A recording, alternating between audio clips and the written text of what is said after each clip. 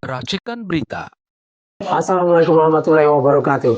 Saudara-saudara sekalian, kita kembali bersama UI Watch Plus. Di sebelah saya ada Bang Sayuti Asyatri. Kita bisa menyebutnya seorang mullah di kampus atau dia ahli filsafat kita, filsafat. Nah, kita mau bicara tentang aparat kedaulatan. Bang Sayuti orang yang lama memikirkan masalah ini. Bahkan sebelum PSN PIK 2 itu dicabut tanggal 8 lalu oleh Prabowo.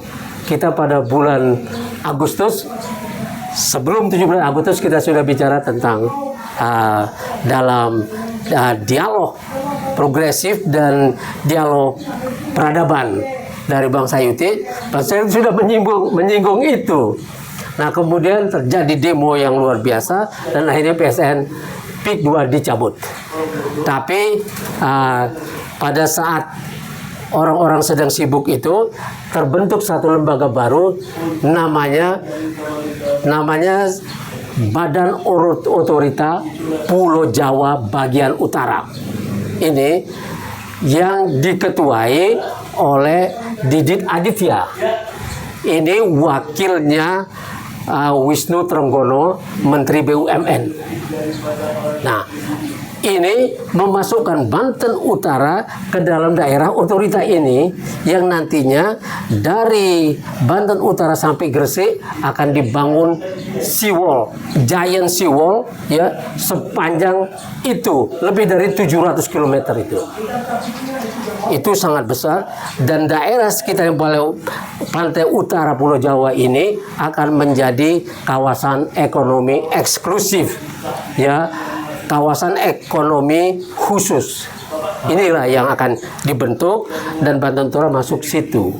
Nah, bagaimana Abang melihat masalah ini, Bang?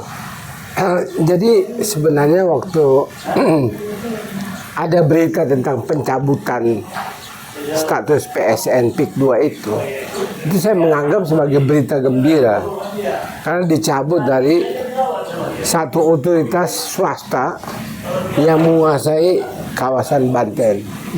Artinya relatif daerah pantai di Banten itu dikuasai secara sewenang-wenang, bahkan dengan dukungan uang negara. Ya. Jadi memang sudah sangat pantas kalau itu dicabut dari PSN. Ya. Tapi saya baru dengar soal badan otorita itu memang sudah lama kita tahu bahwa akan ada giant seawall itu. Tapi dalam rangka optimasi daerah pesisir juga, daerah pantai. Nah, iya, saya juga berpikir seperti itu. Tapi pada tanggal 25 Agustus 2025 itu, ketika orang asik berdemo mengejar anggota DPR, mengejar Sri Mulyani Indrawati, menteri-menteri yang disumbang Jokowi, dan kemudian Listio Sigit yang mewakili polisi, dikejar oleh masyarakat itu, mereka menolak polisi yang kayak gitu, menolak anggota DPR yang tidak pernah mewakili mereka, dan menolak menteri Jokowi diwakili oleh Sri Mulyani Indrawati yang membebani rakyat terlalu berat. Nah, kemudian yang terjadi di balik panggung itu demo itu ada pelantikan Badan Otorita Pantai Utara Pulau Jawa, di mana Didit Aditya diangkat sebagai kepala otorita itu. Tapi bisa untuk sementara kita, kalau saya bersangka baik, kecuali kalau memang ada data lain yang membantah bahwa semangat reformasi yang dijalankan oleh Prabowo, kemudian semangat untuk menyenangkan, mengembalikan kedaulatan rakyat, itu memang dijalankan juga. Dan kalau tidak maka terjadi pengantar Nepal seperti tanggal 25 Agustus itu bisa saja direkonsil. Artinya badan otorita ini bukan merupakan satu badan nanti hostile kepada rakyat, itu enggak.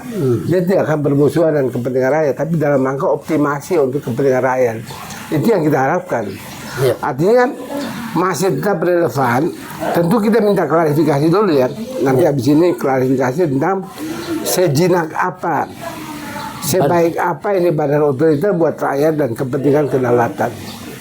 Nah, sembari kita seperti itu kita akan nanti minta data lebih lanjut klarifikasi. Bila perlu kita minta orang dari otoritas supaya bicara di forum ini atau di mana saja, mereka harus speak up, mereka harus komunikasikan kepada rakyat bahwa memang niat mereka itu tulus untuk menunjang kedaulatan. Kalau saya sih yakin bahwa tidak mungkin Pak Prabowo akan melahirkan satu badan yang nanti memangsa rakyat dan kedaulatan, itu nggak mungkin. Ya, itu prasangka baik yang sangat bagus sebetulnya. Ya, tapi itu berlaku ceteris paribus. Ya, kalau yang lain tidak berubah, masalahnya orang-orang yang selama ini mendapat keuntungan dari kelemahan pemerintah itu dulu yang memberi mereka PSN, memberi segala macam semua kelebihan itu, ya. Itu sekarang akan berhadapan dengan Prabowo yang baik. Nah, ya, karena dia baik, dia akhirnya berhadapan dengan orang-orang yang selama ini sudah tidak baik, memanfaatkan semua wewenang dan kekuasaan pemerintah itu untuk mendapatkan konsesi-konsesi. Ya. Nah, inilah dia, saya bilang, konglomerat ya yang selama ini mendapatkan itu, termasuk PSN PIK 2 itu, Antoni Salim dan Aguan, ini kan terancam oleh kalau Prabowo benar-benar jadi baik, jadi membela rakyatnya, memakmurkan rakyatnya, dan mau menjadikan Banten tetap sebagai salah satu lumbung padi nasional. Sudah diuruk. Jadi semangat Bung Ishak ini yang saya kira mewakili semangat perlawanan terhadap keburukan dari sistem yang lama. Iya. Pada waktu Jokowi, kemudian ditarik, diekstrapolasi ke pemerintahan sekarang. Iya. Tapi sebenarnya yang terjadi tidak mungkin itu bisa terjadi. Artinya orang-orang yang menganggap Prabowo lemah dan mau dimanfaatkan, itu kelihatan sekarang mulai satu-satu akan sudah ditindak oleh Prabowo. Dan saya kira juga Prabowo yang berani kepada Israel aja dia berani, apalagi kepada mereka-mereka, saya nggak yakin kalau dia selemah itu untuk membiarkan proyek-proyeknya dimangsa lagi oleh mereka. Saya kira enggak. Ya, saya juga percaya itu. Di dunia internasional itu musuhnya sedikit dan jauh. Tidak ikut menentukan draft negaranya sendiri. Tapi sekarang berhadapan dengan ya kalau kita dalam permainan catur misalnya ya, kalau prajurit musuh itu sudah masuk ke daerah kita, maka dia bisa berubah menjadi perdana menteri, menjadi benteng, menjadi kuda, menjadi penunjuk, menjadi apa yang mengacaukan konstelasi di negeri sendiri kan, di tempat kita. Nah, Jokowi berhasil memasukkan 17, baru 5 yang berhasil disingkirkan Prabowo, yang 12 ini masih merecoki. Ada Bahlil, ada Tito, ada Erlangga Hartarto, ini semua masih merecoki. Nah, itu satu. Ketika saya mencoba berada di posisinya Pak Prabowo, bahwa bagi masyarakat sebenarnya segampang itu sebenarnya Prabowo sebagai presiden menekan kemudian melaksanakan. Kan dia kan pemimpin tertinggi di cabang kekuasaan eksekutif. Tetapi bagi orang yang pernah terlibat dalam satu urusan tata negara yang komprehensif, saya melihat bahwa mungkin tidak sereduktif itu posisinya Prabowo untuk mengatasi mereka. Karena dia akan berhadapan dengan satu sistem politik yang bisa mengamankan kejahatan-kejahatan ini. Antara lain misalnya ketentuan-ketentuan yang ada yang mengatakan bahwa tindakan-tindakan eksekutif harus juga dicek, harus minta persetujuan dan konsultasi dengan DPR. Itu membuat presiden tidak berdiri sendiri, dia juga bergantung pada lembaga-lembaga ini.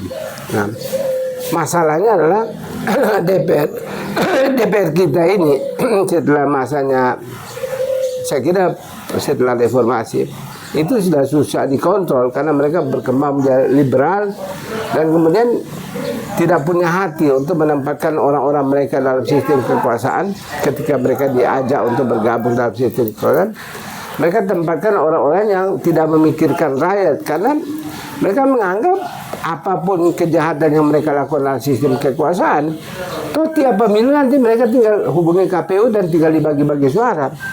Karena suaranya memang nggak dihitung. Kalau dihitung itu mestinya penghitungan selesai pada tingkat kecamatan. Tapi dengan dia dihitung lebih dari kecamatan, berarti C1 sudah tidak menyertai penghitungan. Sehingga mereka dengan mudah lewat komputer mereka bisa pindah-pindah angka, dan itu kerjanya KPU yang tidak ada bandingannya. Kalau di kecamatan masih ada bandingan, masih ada penolakan dari yang punya dokumen C1 mengatakan suara itu begini. Tapi ketika tidak ada lagi C1, mereka bisa main-main. Nah, mekanisme penghitungan yang hanya asal dasar alokasi suara, siapa yang kuat di DPR dia bisa menentukan, di partai politik dia bisa menentukan. Ini yang membuat suara-suara penghitungan di KPU itu memang dibagi-bagi, bukan hasil dari perhitungan. Karena kelemahan inilah dimanfaatkan oleh mereka yang tadinya logikanya adalah kalau Anda tempatkan menteri yang bagus dan prestasinya bagus, maka nanti dalam pemilu Anda dapat suara yang bagus. Kalau sekarang kan logika itu tidak berlaku lagi, logika malaikat itu nggak berlaku. Oh ya, ini menarik sekali ya. Saya melihat tinjauan Bang Sayuti ini sangat menarik dalam rangka mengangkat, membesarkan kedaulatan rakyat ini yang mau dibangun Prabowo, kan gitu. Nah, selama 10 tahun Jokowi kan kita menghasilkan wakil rakyat yang seperti itu. Wakil rakyat yang bisa disetir oleh eksekutif dan sama-sama didanai oleh bos yang sama, oleh oligarki, 30 grup usaha besar. Nah, bagaimana fungsi DPR ini Bang untuk dengan baik ke Prabowo? Semua mekanisme ini di semua negara demokrasi bergantung pada KPU. Kalau KPU-nya itu tidak menghitung suara, tapi membagi-bagi suara, berarti sebenarnya demokrasi sudah nggak ada. Saya kan ngomong ini sebagai pernah jadi pengawas pemilihan umum nasional dari DPR. Jadi kesimpulannya adalah kalau mereka tidak lagi menghitung pada batas kecamatan, tapi sudah meningkat ke kabupaten, suara itu kan bisa naik terus sesuai dengan kepentingan mereka alokasi ke partai mana. Karena saya suka mereka membagi-bagi. Jadi kalau penghitungan suara ini mekanisme sudah tidak berlangsung, maka demokrasi sudah nggak ada. Rakyat sudah ditinggalkan di kota suara dan tidak ada lagi rakyat. Itulah yang menimbulkan orang bisa misalnya ada menteri yang misalnya dia bagikan tabung gas dan bikin peraturan-peraturan tentang distribusi dan harga dan sebagainya, dan orang bisa meninggal di situ. Tapi tidak ada akuntabilitas karena buat dia nggak penting akuntabilitas. Buat apa lagi hubungan dengan rakyat? Oke Bang, kita sekarang sudah berada di daerah yang seperti ini. Karena sudah seperti ini, DPR yang sudah diprotes oleh rakyat karena tidak mewakili, dianggap mengkhianati. Apakah bisa memberdayakan wakil rakyat terhadap ini? Misalnya satu ya, terhadap misalnya giant sea wall ini, dia harus dilengkapi dengan yang kita sebut itu aparat kedaulatan hukum. Karena supaya tidak terjadi kesewenang-wenangan dari badan otoritas ini.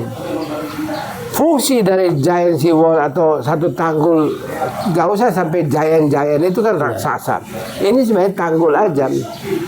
Tanggul yang berada di Pantura, ya sepanjang berapa kilometer? 700 kilometer itu dibikin tanggul dengan nanti karena ada daerah-daerah tentunya ada kebutuhan untuk akses ke pantai dan sebagainya, itu diberikan jalan, ada clearance gitu sekian meter, 50-100 meter sesuai kebutuhan. Dan tanggul ini juga dibikin bisa di breakdown, jadi bisa diangkat, dipindahin dan sebagainya, sehingga bisa variabel. Nah, ini untuk mencegah penyelundupan. Kalau ini dibangun, pekerjaan tanggulnya itu saja Bung Ishak, itu sudah bisa memutar roda ekonomi kita luar biasa. Karena kan ada investasi di sini, ada perputaran uang. Kemudian yang kedua, dan sebelum saya lupa, Purbaya bisa sangat membantu karena dia suka dengan hal-hal yang langsung menguntungkan seperti itu. Misalnya contohnya dia coret proyek-proyek yang tidak relevan dan sebagainya. Ini sangat menantang buat dia. Ya. Kemudian di situ ada clearance sekitar 50-100 meter untuk ekonomi rakyat di daerah-daerah yang penduduknya di dekat pantai. Jadi kegiatan ekonomi bisa berputar dari UMKM yang berdagang di situ. Bisa juga sebagai kayak seperti di daerah-daerah negara-negara lain, pantai itu kan ada warna-warni, ada rumbai-rumbai di situ. dan bisa dibikin hiasan di pantai untuk villa-villa yang bagus itu untuk wisata, untuk juga dan ada juga clearance itu untuk para nelayan dan sebagainya untuk kebutuhan hidup sehari-hari. Tetapi effectively dia berfungsi untuk mencegah penyelundupan sambil menghasilkan ekonomi. Nah, aparat kedaulatan ini tadinya kita berpikir, Saya potong, operasionalnya bagaimana? iya tadi saya berpikir bahwa aparat kedaulatan ini harus melalui undang-undang. Tapi sebenarnya kalau kita geser, bukan geser, tapi kita dorong pembentukan fungsionalnya, yaitu fungsinya dia untuk kedaulatan, maka sebenarnya dia bisa merupakan satu produk turunan dari undang-undang yang ada. Dia cukup perpres saja atau kepres, gitu. Ya. Kan dia bukan melahirkan satu institusi yang baru. Dia sebenarnya alokasi dari institusi yang ada dari TNI, cuman di unit di bawahnya itu difungsikan untuk ini. Jadi sifatnya fungsi. Jadi presiden bisa bikin bergerak seperti beroperasi seperti FBI di Amerika. bisa saja. Tapi ini kan FBI mungkin lembaga sendiri. Kalau ini ada lembaga yang ada TNI, tinggal difungsikan unsur di bawahnya. Jadi fungsinya aja. Dia tidak melahirkan institusi baru. Berarti tidak perlu undang-undang. Presiden bisa menekan ini Pak Ishak. Jadi saya mau lihat strukturnya bagaimana. Kalau ini dari pusat cuma sampai provinsi saja, artinya sesuai kebutuhan kedaulatan. Kedaulatan kita misalnya daerah-daerah pantai tertentu yang struktur pemerintahnya itu kabupaten atau kecamatan tapi terdampak dari akibat kedaulatan, bisa di situ berfungsi. Iya, kalau ini kan kita punya pulau yang sangat banyak, punya pantai yang sangat luas. Tapi ada pulau dalam, pulau yang kita dahulukan. Dan ini kan pantai kita ini menjadi pintu masuk penyelundupan orang dan barang yang sangat rawan. Nah, di sinilah fungsi dari aparat kedaulatan itu. Iya. Ya. Dan namanya itu daerah-daerah itu kita namakan pulau-pulau terluar. Karena ada pulau dalam. Pulau dalam nggak perlu. Ya ini kan hanya pulau terluar yang terancam kedaulatannya. Tapi Pulau Jawa dan Sumatera jelas butuh ini, dan Bali. Iya. Bali butuh aparat kedaulatan itu. Yang mungkin pusat berapa orang? 5 orang? 5 orang ya satu daerah tertentu. Kan itu nanti pihak TNI yang lebih tahu kan. Mereka lebih tahu skala ancaman dan kebutuhan personil kan, mereka lebih tahu.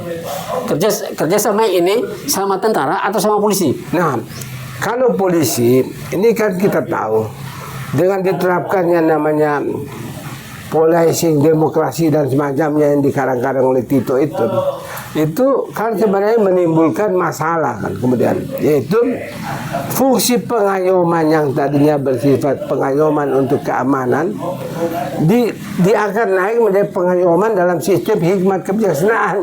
Jadi dia jadi seolah-olah ulama di Indonesia semua, para tokoh semua di bawah pengayoman kepala polisi, kepala polisi lalu lintas mengurus ini, bisa mengarahkan para tokoh masyarakat. Jadi ini ada penyalahgunaan istilah, yaitu istilah ngayom ini yang tadinya hanya berfungsi untuk ngayomi tata cara berkendaraan, tata cara menjaga keamanan rumah tangga dan keluarga dan lingkungan, ini berubah menjadi pengayoman hikmat kebijaksanaan dalam soal nilai-nilai luhur.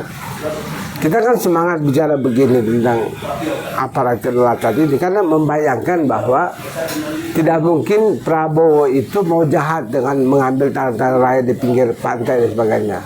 Karena salah satu sinyalnya adanya Purbaya kan. Nah, Purbaya ini menjadi penentu, artinya penanda bahwa pemerintahan ini bekerja di jalur kebaikan. Gitu.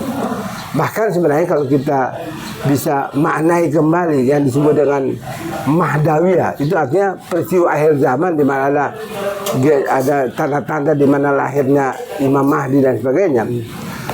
Dan kita tidak bicara ada orang yang menjadi Imam Mahdi, kita tidak tahu sebenarnya. Tetapi orang-orang yang bisa berfungsi di jalur Mahdawiyah ini, artinya jalur kebaikan untuk menindak ketidakadilan, mungkin Purbaya salah satu yang masuk di dalamnya, yaitu tim, artinya pasukan yang bekerja di jalan penegakan keadilan.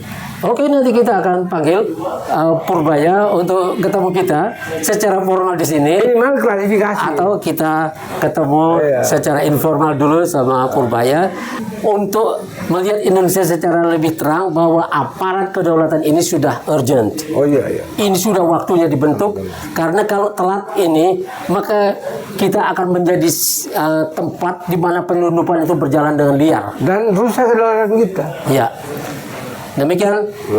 Sampai ketemu lagi. Anda bersama Ishak Rafiq dan Bang Sayuti. Wassalamualaikum warahmatullahi wabarakatuh. Terima kasih. Veritas Probitas Justisia.